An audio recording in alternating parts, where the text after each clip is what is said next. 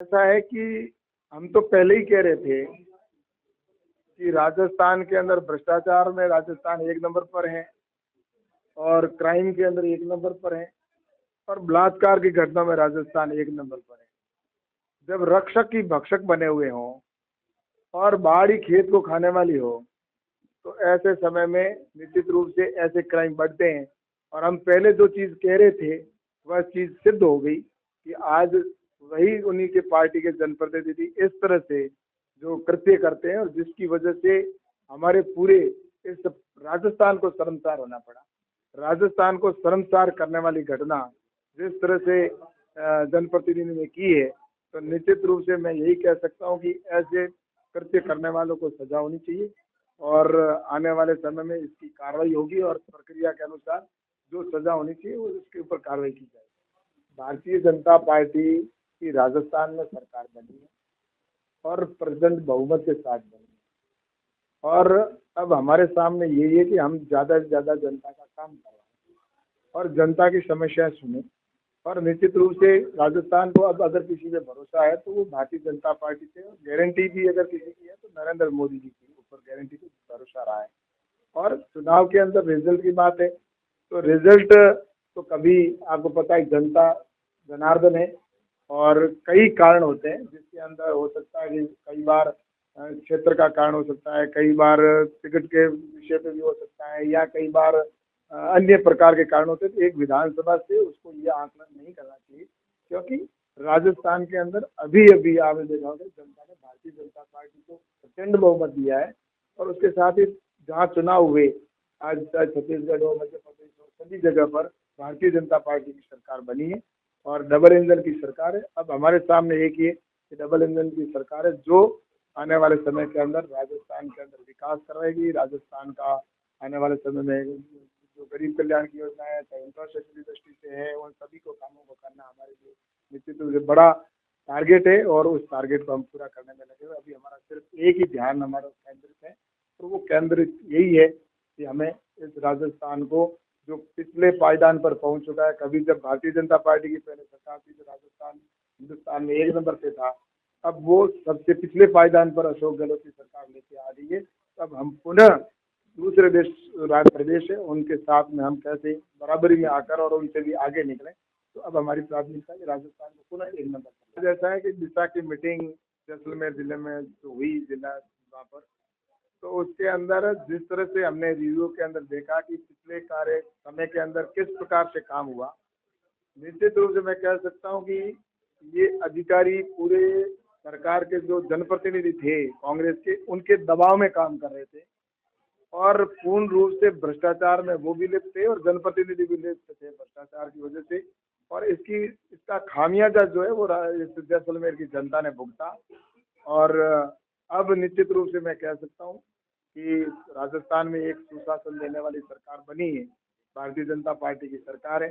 केंद्र में भी भारतीय जनता पार्टी की सरकार है। अब जो केंद्र सरकार की नरेंद्र मोदी जी की जो स्कीमें हैं वो नीचे तक इम्प्लीमेंट होगी, क्योंकि जैसा जल जीवन मिशन की भी बात करूं तो 34,000 करोड़ रुपए भारत सरकार ने, नरेंद्र मोदी जी की सरकार ने वहां से दे दिया राजस्थान को, लेकिन वो पैसा नीचे खर्च नहीं हुआ जिसकी वजह से घर घर तक नल नहीं पहुंचा। तो ये ऐसी कई योजनाएं थी जो नीचे नहीं पहुंची थी, लेकिन अब वो योजनाएं नीचे पहुंचेगी। आज अधिकारियों को निर्देशित कर दिया है कि आने वाले समय में हमारी प्राथमिकता है कि जो भी समस्या है उनका तुरंत प्रभाव से समाधान हो और सभी का समाधान होना चाहिए। हम भेदभाव नहीं करते, नरेंद्र मोदी जी कहते हैं सबका साथ सबका विकास। तो सभी जगह पर जो समस्या है उनका समाधान, चाहे वो लाइट की समस्या है, चाहे वो पानी की समस्या है, या वो विद्युत से संबंधित समस्या है, या शिक्षा से संबंधित समस्या है। आज यहाँ पर इतनी समस्या की लाइट की अगर समस्या देखें तो यहाँ पर लाइट की पर्याप्तता नहीं है, पानी की भी समस्या है और इसके साथ ही यहाँ पर जिस तरह से अध्यापकों के पद सिर्फ देखा जाए तो कितने 24-25% ही भरे हुए हैं, बाकी सारे पद खाली पड़े। चिकित्सा के अंदर भी वही हालात है, लगभग 25-30% पद भरे हुए हैं, बाकी सारे चिकित्सकों के और एएनएम के पद खाली पड़े। तो इन्होंने राजस्थान का बंटा धार कर दिया अशोक गहलोत की सरकार ने। और राजस्थान के अंदर अशोक गहलोत की सरकार ने सिर्फ अपनी सरकार को बचाने में लगे रही और भ्रष्टाचार में इतने संलिप्त है कि सारे विधायक मिनी मुख्यमंत्री बन के घूम रहे थे और वो भ्रष्टाचार भी कर रहे थे, तो दरिंदगी भी कर रहे थे, जिसका आप उदाहरण देख रहे हैं। ऐसे कितने ना जाने और भी होंगे जो बेचारे बाहर भी आकर कह नहीं पाए, हमारी बहनें। तो इस तरह से राजस्थान के अंदर जो जंगल राज बना के छोड़ा था, बड़ी हमारे लिए चुनौती है। और निश्चित रूप से आने वाले समय के अंदर हम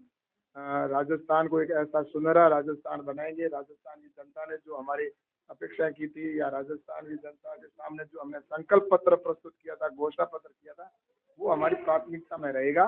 और हम संकल्प जो लेते हैं वो संकल्प पूरा करते हैं, और उसी के आधार पर आने वाले समय में राजस्थान की जनता को हम एक सुशासन देने की पूरी कोशिश करेंगे। ऐसा है कि किसानों के लिए प्रधानमंत्री ने नई स्कीम प्रारंभ की है, और किसानों को आत्मनिर्भर बनाना और नई टेक्नोलॉजी भी देना। देश में पहली बार किसानों को ड्रोन से खेती करने की परमिशन मिली है। ये विदेशों के अंदर हम कभी जाते थे तो वहाँ पर ड्रोन से खेती होते हुए देखा करते थे, लेकिन अब वही खेती हमारे हिंदुस्तान के अंदर ड्रोन से पेस्टिसाइड का छिड़काव, सीड का छिड़काव या फर्टिलाइजर का छिड़काव होगा। तो इसके लिए भारत सरकार ने योजना प्रारंभ की है, ड्रोन दीदी योजना, जिसके अंदर हम बहनों को पायलट बनाएंगे और ड्रोन चलाने की उनको ट्रेनिंग देंगे ताकि वो पायलट बन जाए। और उसके बाद में उस ड्रोन को खरीदने के लिए उनको सब्सिडी भी दी जाएगी। अगर ड्रोन दीदी, जिसमें सेल्फ हेल्प की ग्रुप की हमारी बहनें हैं, वो अगर ड्रोन खरीदती है तो उसमें उनको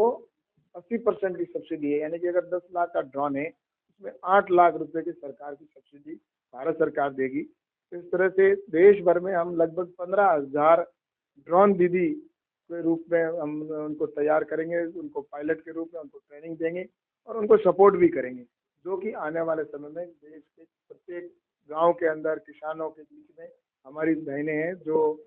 इस तरह से सशक्त होगी, और उनको भी एक प्रकार से हम कृषि के अंदर आत्मनिर्भर बनाएंगे और उनको रोजगार भी उससे मिलेगा। तो ये ड्रोन दीदी प्रधानमंत्री जी की बहुत महत्वपूर्ण योजना है जो इन्होंने अभी प्रारंभ की है, और आने वाले समय में हर खेत में किसान को ड्रोन दिखे। ऐसा है कि ये भारतीय जनता पार्टी, उनके भारतीय जनता पार्टी और संघ कभी समझ में ही नहीं आएगा, और जब तक समझ में आएगा तब तक बहुत देर हो चुकी होगी उनके लिए। क्योंकि भारतीय जनता पार्टी के अंदर